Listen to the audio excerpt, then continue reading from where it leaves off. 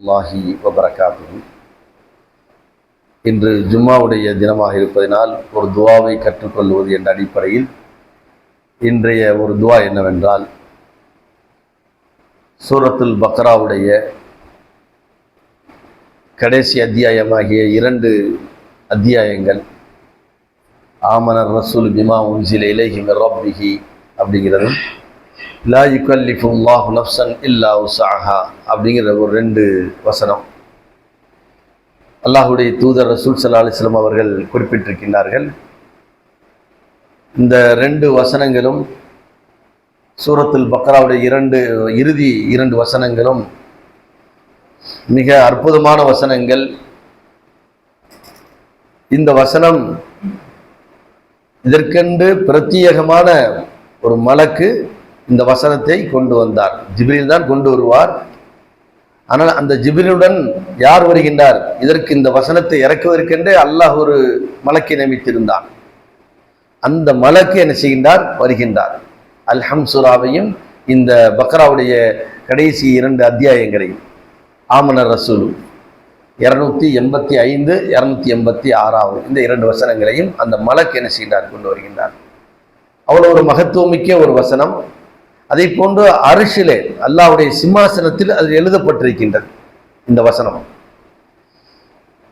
இந்த வசனத்தில் ஒரு வார்த்தைகள் இருக்கின்றது. என்னவென்றால், சமிஅனா வ அத்தஅனா வ குர்ஆனக வ இலைக்கல் மசீர் அப்படின்னு ஒரு அத்தியாயம். இது ஒரு துவா. இந்த துவா எப்படி என்றால், இதற்கு முந்தைய வசனத்தில் அல்லாஹ் ஒரு செய்தியை சொல்கின்றான். லில்லாஹி மாஃபி ஸமாவாத்தி வ மாஃபில் அர்லி வ இன் துபது மாஃபி அன்ஃபுஸிகும் அவ் துக்ஃபுஹு யஹாஸிபுகும் பிஹில்லாஹ். நீங்க வெளிப்படையாக செய்கின்ற செயலாக இருந்தாலும் சரி, அல்லது உங்களுடைய உள்ளத்தில் ஏதாவது மனதில் ஊசலாட்டங்கள் இருக்கும் அல்லவா, அதற்கும் நீங்கள் விசாரிக்கப்படுவீர்கள். யஹாஸிபுகும் பிஹில்லாஹ், அல்லாஹ் உங்களை விசாரணை செய்வான் அப்படின்னு இந்த வசனம் வருது. அதாவது வெளிப்படையாக செய்யக்கூடியதுக்கு விசாரணைங்கிறது நம்ம தெரியும்.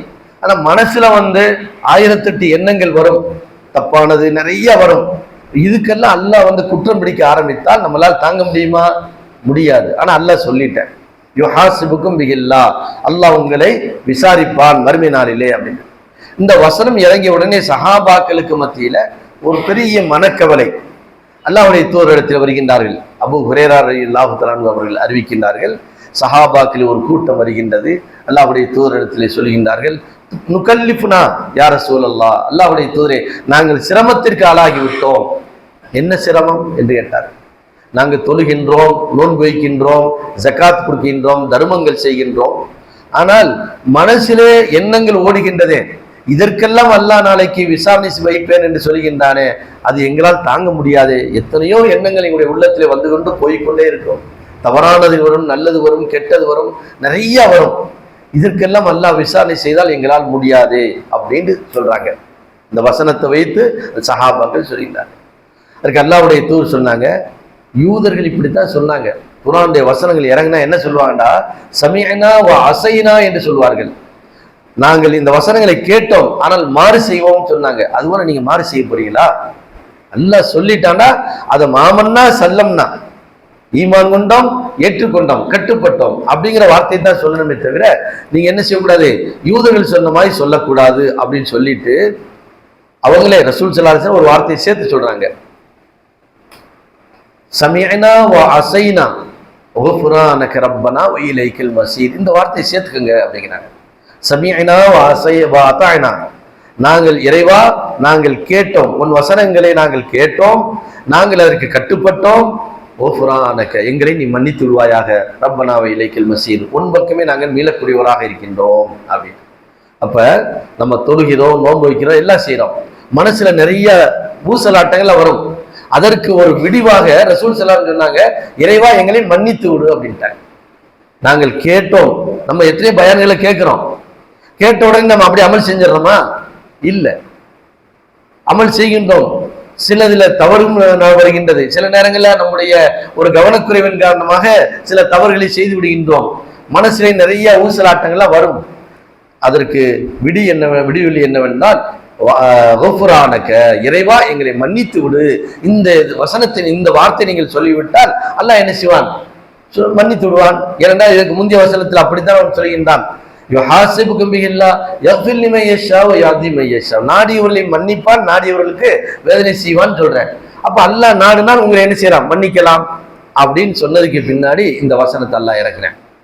ஆமன ரசூல் பிமா உன்சில இலைஹி மின் ரப்பி வல் முஃமினூன் குல்லுன் ஆமன பில்லாஹி வ மலாயிகத்தி வ குதுபி வ ருசுலி லா நுஃபர்ரிகு பைன அஹதின் மின் ருசுலி வ காலு, நாங்கள் எந்த ஒரு நபிமார்களுக்கு மத்தியில் ஏற்றத்தாழ்வை காட்ட மாட்டோம்.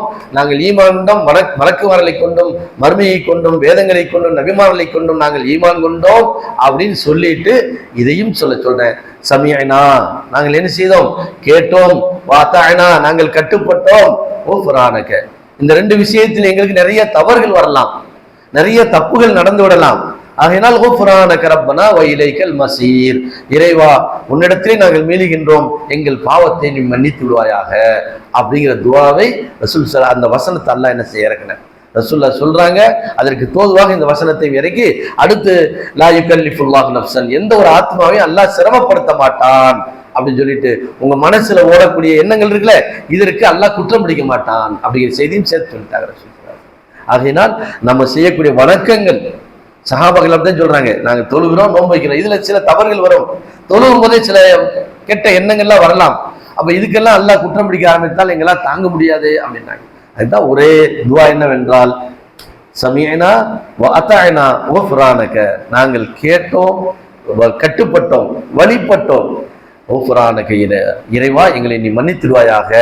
நற்செயலில் ஏதாவது தவறுகள் இருக்கலாம், அதே போன்று எங்களுடைய உள்ளங்களிலே நிறைய ஊசலாட்டங்கள் வரலாம், இவைகள் எல்லாம் நீ மன்னித்துடுவாயாக அப்படின்னு சொல்லக்கூடிய இந்த துவாவை நாம அடிக்கடி என்ன செய்யணும்? கேட்டுக்கொண்டே இருக்கணும். சமியனா வாத்தாயினா குஃப்ரானக ரப்பனா வ இலைக்கல் மசீர். சொல்லுங்க, சமியனா வாத்தாயினா குஃப்ரானக வ இலைக்கல் மசீர், ரப்பனா வ இலைக்கல் மசீர்.